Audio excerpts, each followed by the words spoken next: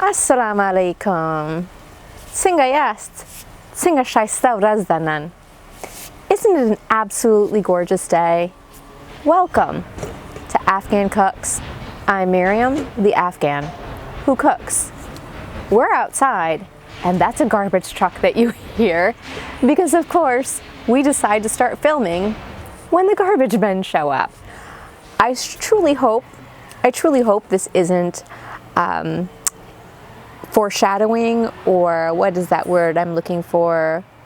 A harbinger, if you were, of what ends up on our plate today, but I don't think so. Because here's the thing, you Americans, you think you invented barbecue, but barbecue, the idea of cooking over a fire, has been around since fire. And the Afghans, because a lot of them still don't have stoves or ovens, we cook over fire. It's what we do. It's what we've always done. And our kebab is so good, our barbecue is so good, that if you have Afghan barbecue, if you have Afghan kebab, I mean, you won't be arguing about Texas or Kansas City anymore, okay? You will think to yourself, when you think of barbecue, you'll think of kebab, tender, juicy lamb, even chicken, just coated in spices, melting in your mouth. Should we just start what we're doing right now? Because I can talk about kebab for a very, very, very long time, but that would be weird to be so fixated on meat. But today we're gonna make chicken kebab, and we're doing chicken thighs. You can make this with chicken breast as well, if that's what you have, boneless and skinless. But I had chicken thighs, so that's what I used. And so what I did was all kinds of sanitary right now because I'm touching chicken. I took the thigh and I cut it, just in small pieces. And I have about 2 pounds of chicken thighs here.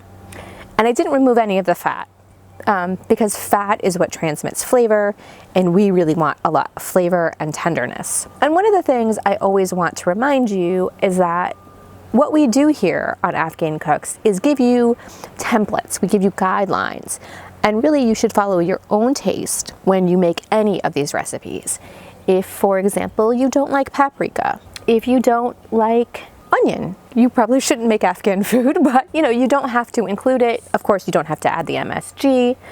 There are some standards that we always use, and I hope at this point you know what they are: coriander, cumin, turmeric, right? And of course, salt. The way that we marinate our chicken is in yogurt, and if you know that we eat our yogurt sauce with just about everything. So we're gonna make our yogurt sauce right now for this chicken. And here I have 2 cups of yogurt. And again, use what you have at home. I had some Greek yogurt and some plain yogurt, and I just used the ends of the containers and I mixed them together. If you have sour cream, add that as well. It's my dog. And now what we're gonna do is we're gonna add our lemon juice, because lemon will act to kind of break some of the chicken down. It's a little distracting. It's such a beautiful day today. We have this great weather, so we really just wanted to be outside to do this, and besides, we're gonna cook outside. So I have about 1/3 of a cup of lemon juice, and lemon juice is going to act as the tenderizer along with the yogurt. And then comes the fun part, okay? Do what you like, and I'm gonna tell you what I'm gonna do.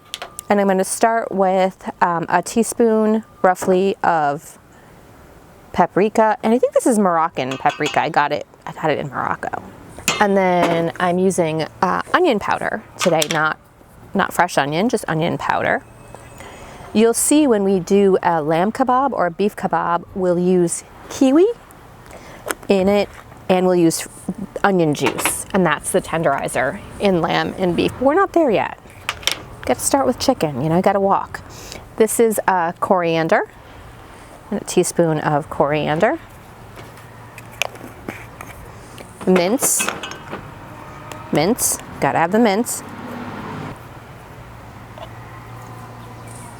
needs dill,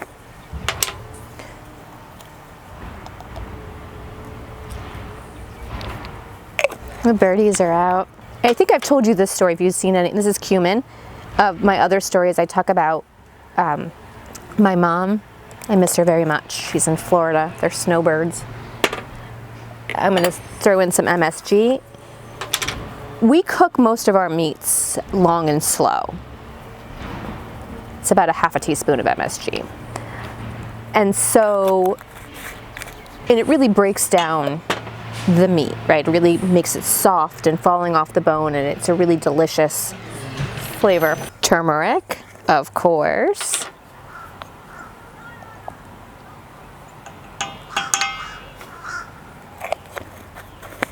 I have garam masala here too. So you can add a little of that if you want. Interestingly enough, garam masala is usually a finishing spice. So it's added towards the end of cooking, but when in Rome or America. And then of course, salt to taste, and we know what that means. You don't want to taste the salt. And pepper.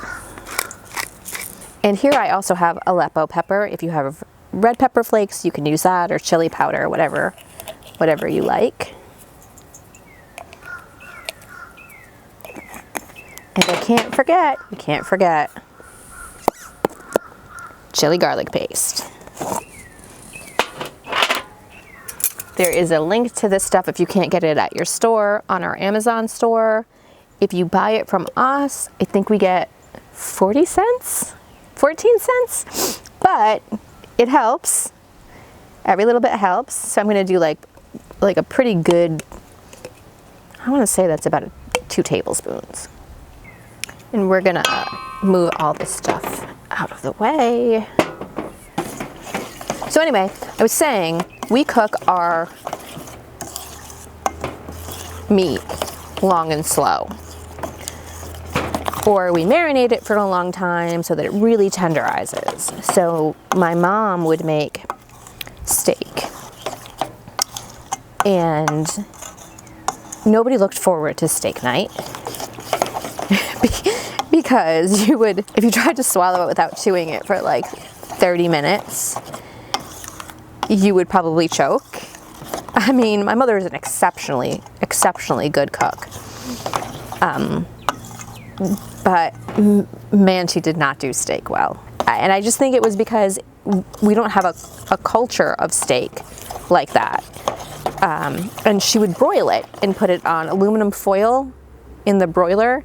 And I think sometimes it would sit there in the broiler or on some sort of really high heat or something for like 30 minutes, 40 minutes. So when I was older and I'd go out to eat with my friends, like in college, and in law school, and they would want to go get steak at a steakhouse, and I would be like, why? And why are you spending so much money on that? It's so bad. Needless to say, the first time I had a steak in a steakhouse, my mind was blown, just completely blown.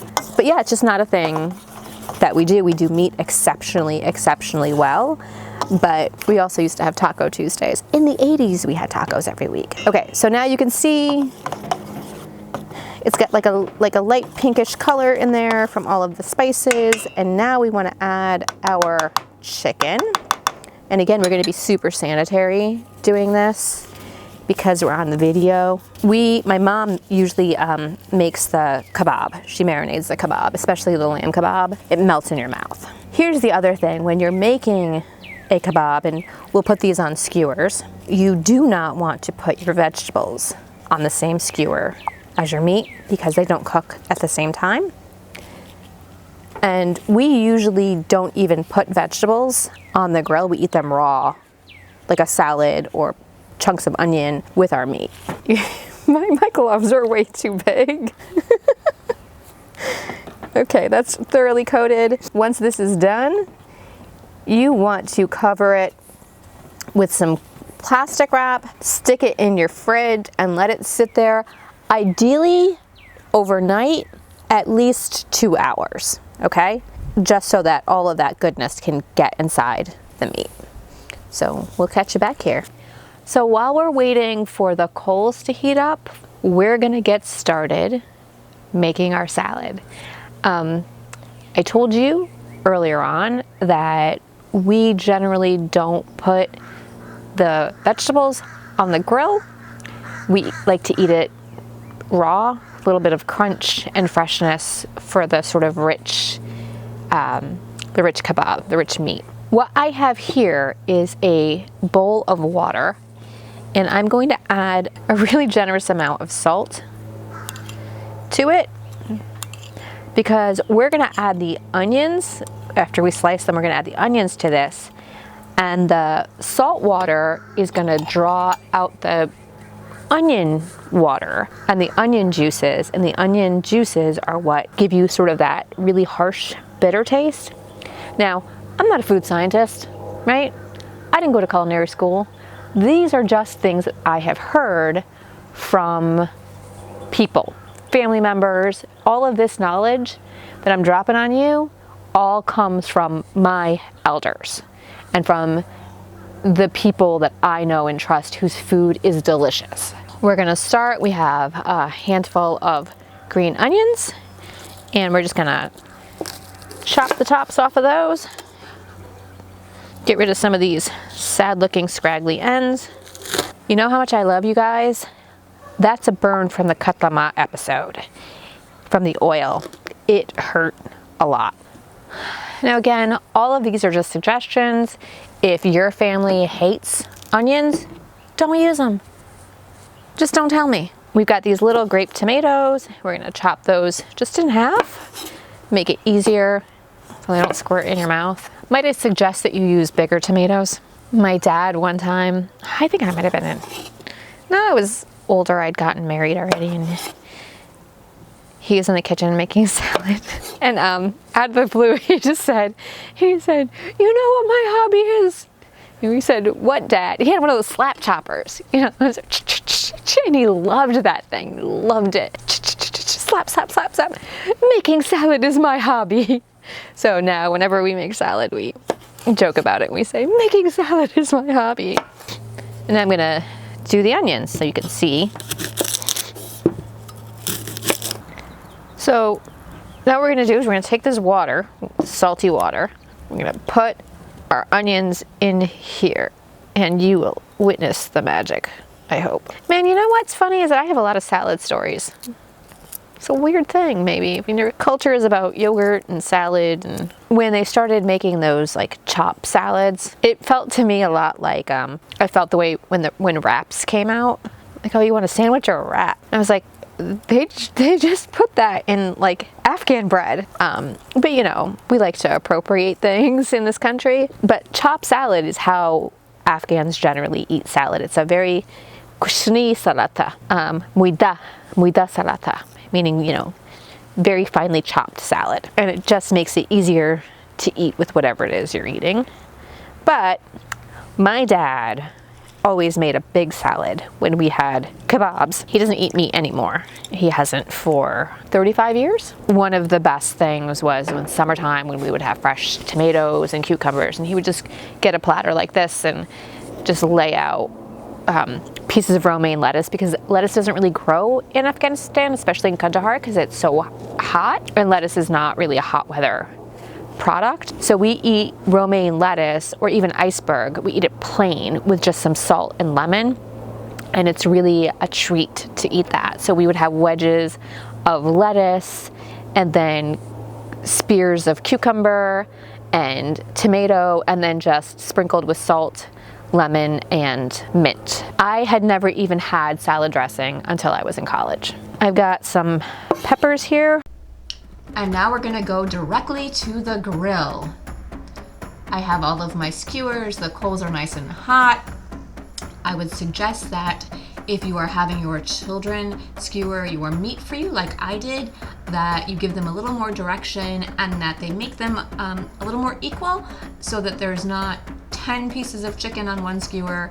They'll cook a little bit more evenly that way, but make sure that you're watching it. Don't flip them too often. Make sure you move them around so that all of them get even heat along the coals. Use gloves if you don't have skewers that are long enough, because that's hot. The chicken was on the grill about 30 minutes or so, on a fairly low heat, and as you can see, it's super tender. It comes apart with a fork because you let it marinate and all that yogurty goodness. I'm not going to eat it plain, even though it's very good that way. I'm going to put some of our coriander chutney on there. It's got a really nice smoky taste, of course, from the wood and the charcoal. Of course, you can do it on a gas grill. I'm going to try to make kebab inside. I know that I have relatives that have made it in an oven. I haven't done that yet. But if you like this video, give it a thumbs up, subscribe, because that lets us know that you like the content we're putting out, and hit the notification bell so that you'll know every time we come out with a new video. Khudai Paman. Assalamu alaikum. Khuda Hafiz. Thanks. Bye. Until next time.